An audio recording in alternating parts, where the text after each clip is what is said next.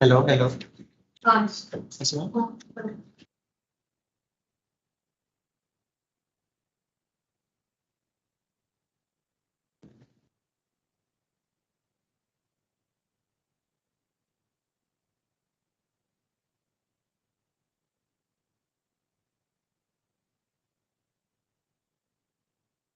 Starting.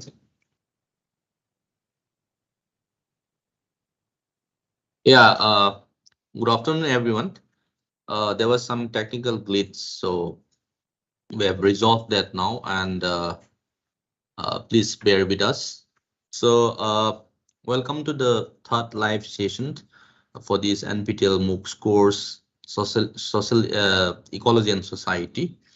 What we do is try to revisit some of the themes which we have covered in the last couple of weeks, and then try to wind up the course. Now, as if you still remember in the live session 2, we have in the last part tries to discuss about environmental ethics, particularly taking the case of deep ecology.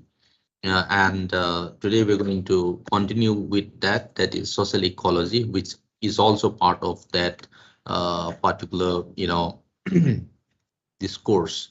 So social ecology is a conceptual term which is coined by or particularly used by Murray Bookchin, who is an American anarchist and a libertarian socialist.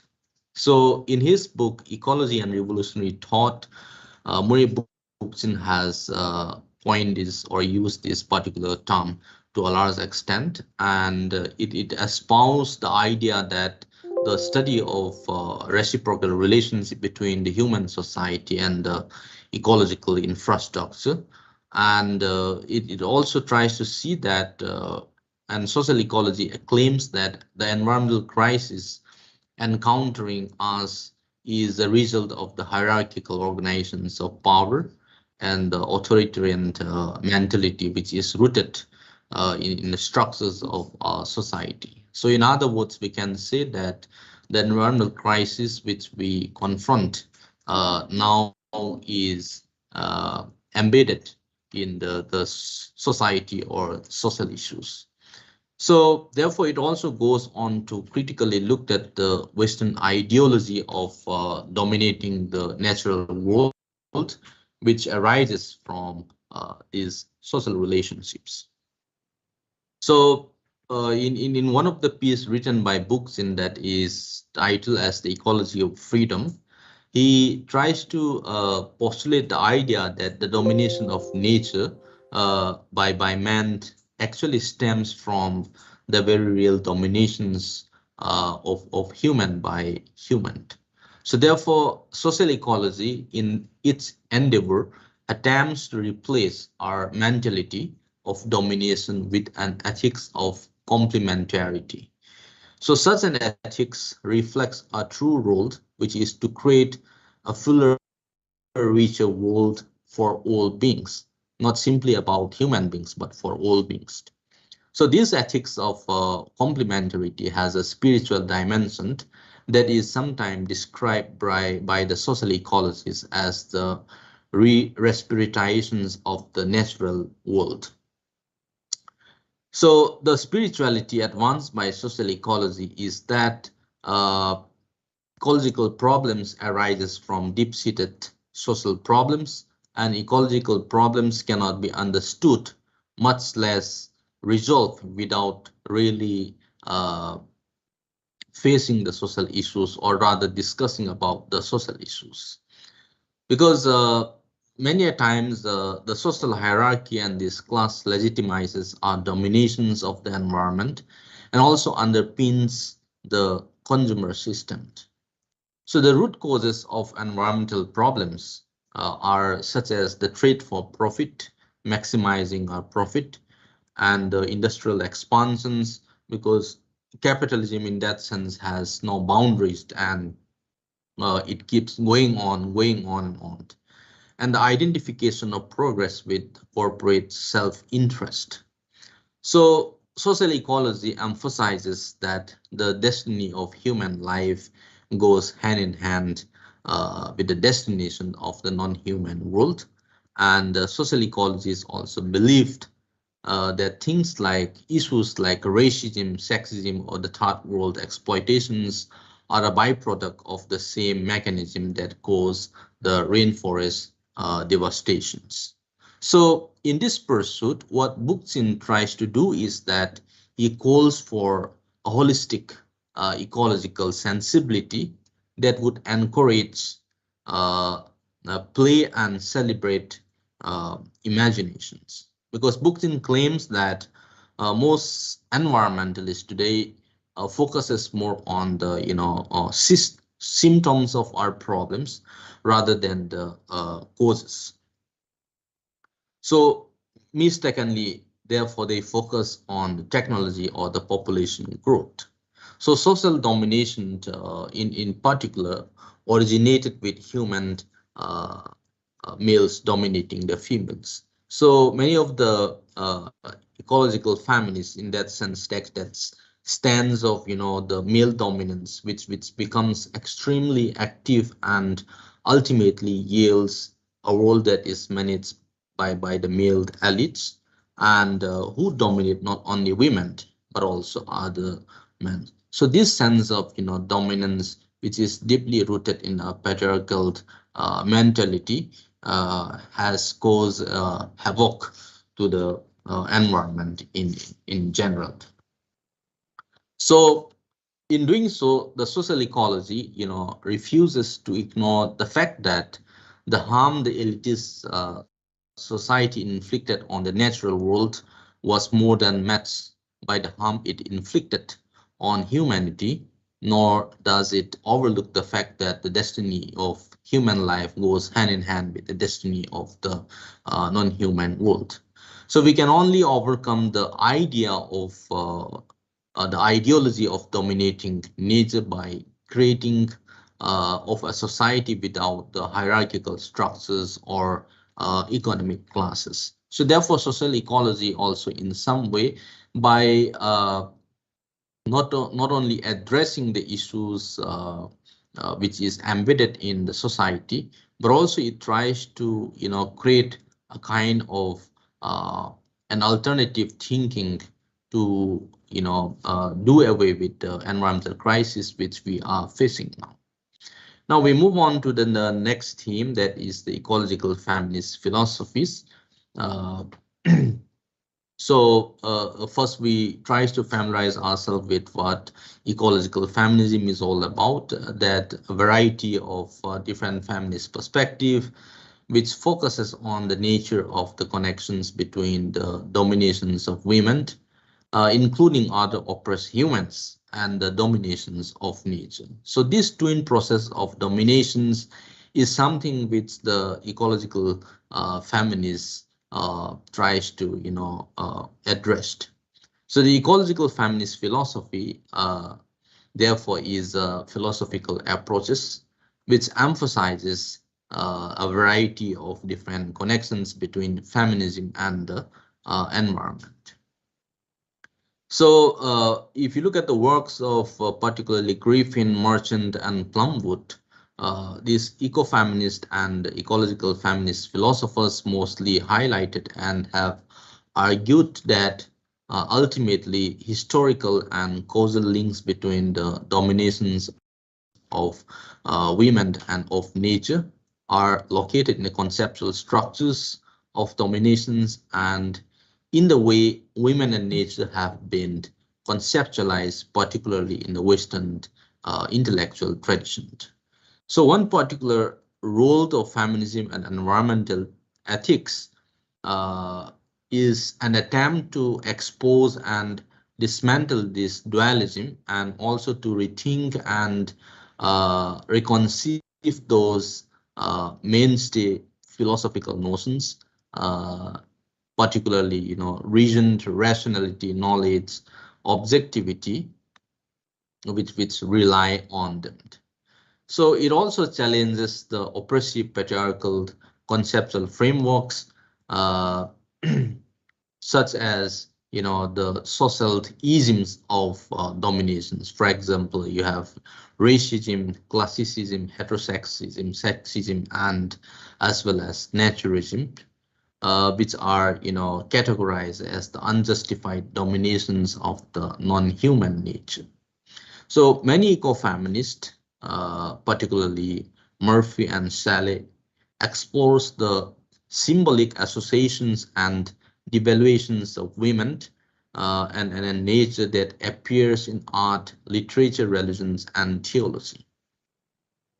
So other ecofeminists also, explore the symbolic connectedness between sexes and the naturist language, that is, language which inferiorizes women and non-human nature.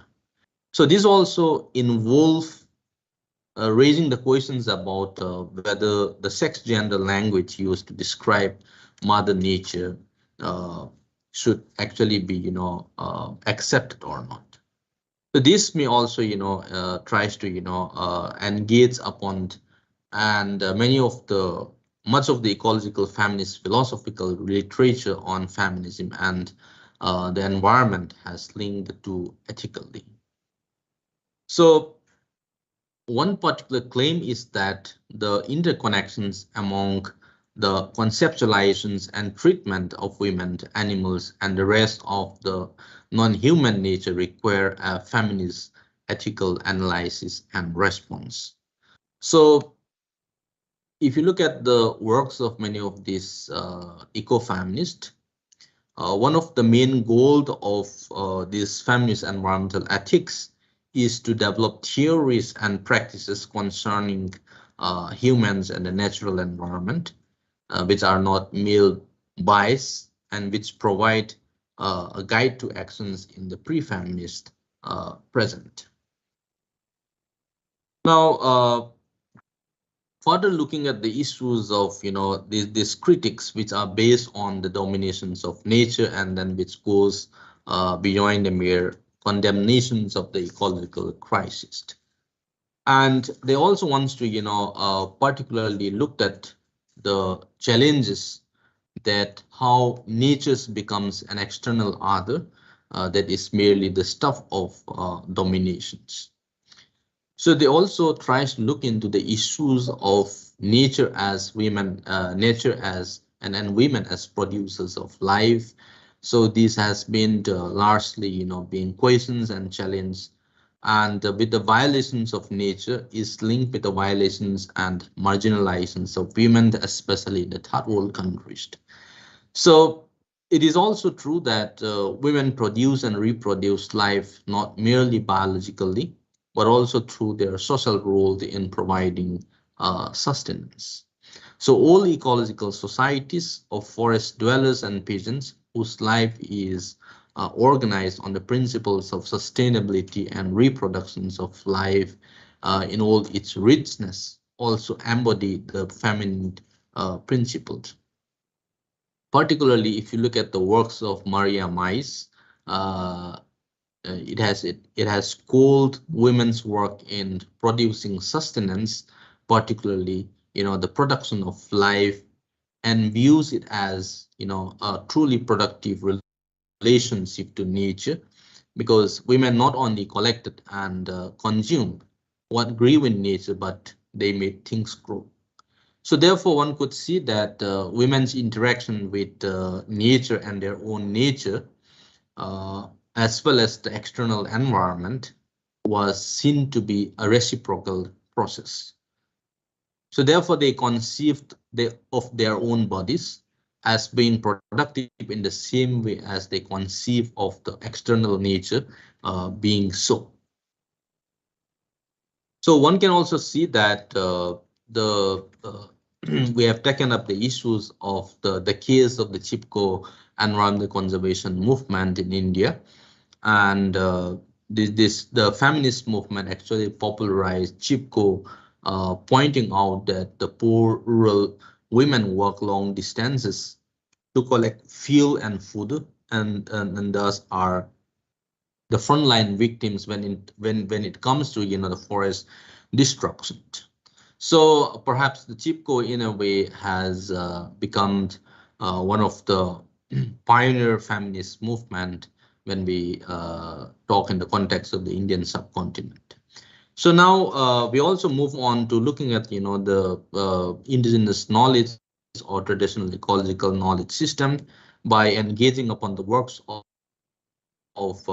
Sealand and Smith-Wesson, and how they have defined and maximums of what indigenous knowledge is all about. So if to revisit and recap what we have done, the indigenous knowledge systems emerges as people's perception and experience in an environment at a given time, in a continuous process of observations and interpretations in relation to the locally acknowledged everyday rationalities and transcendental powers.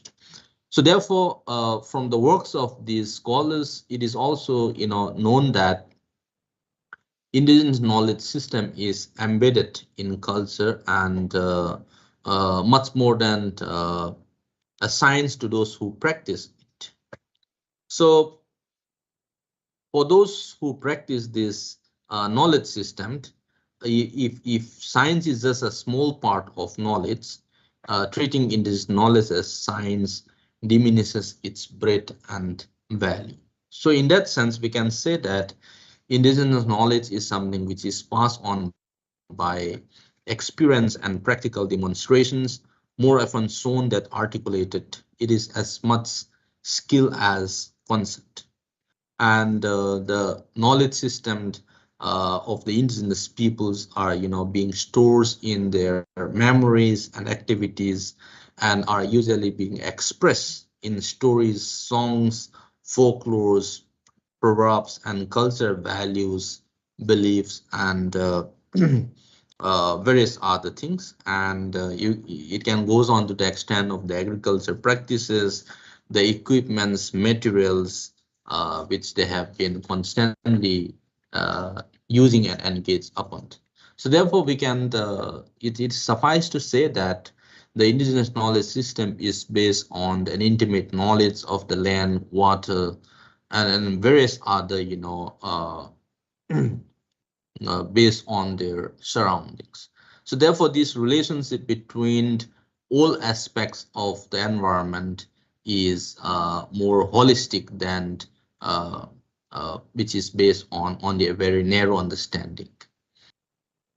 So indigenous peoples across generations have also demonstrated through their own use and applications of the knowledge system, that is particularly through their own survival, that their knowledge systems are based on practical sound concepts. Therefore, there is now a mounting scientific evidence that the indigenous knowledge concepts should be able to stand up to the assessment and evaluations, and it becomes all the more important and relevant. So finally, we have moved on to locating or situating the debates on the practice of shifting cultivation, whether it is a form of sustainable natural resource management or not. So we began looking at the works of the colonial ethnographers or anthropologists like Weir Elvin, who propagates the idea that modern science should help the tribal economy without destroying it. So this particular statement in some way had actually showed uh, uh, the first set of contradictions, and how could modern science fit in with a local knowledge system that has been deeply entrenched in the artifacts, socio-cultural and tribal ways of life. And there has been different perceptions towards the practices of jamming. And we have the colonial ethnographiers like Baden-Powell, that is a British policy makers who tends to demonize such kind of practices, and then which is often seen to be a waste.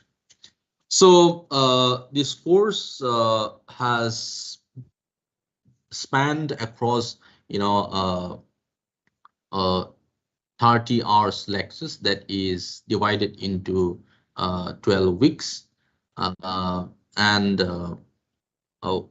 for many of you would definitely have a doubt that how do we, prepare for the final exam question papers. So by now you might have familiarized yourself with the weekly test, which is based on the multiple choice questions. So we will still be following that mode, the multiple choice questions, and the weekly tests will not necessarily be repeated in the final exams, but definitely it will, if you have listened carefully all throughout the lectures and also refer to the lecture slides, the PowerPoint which has been shared and uploaded by the TS. So that would in some way suffice for the final exams. And the most important thing which I want to say is that you please try to familiarize yourself with some of those important concepts which has been discussed all throughout the courses. And the syllabus as such will definitely have been covered in the lecture slides and the PowerPoint which has been already shared by now. So if you rely on those, I think it will really suffice for the final exam questions. So I wish you all the best for the final exam, and hope to meet up soon. So thank you so much, and all the best to you all. Bye bye.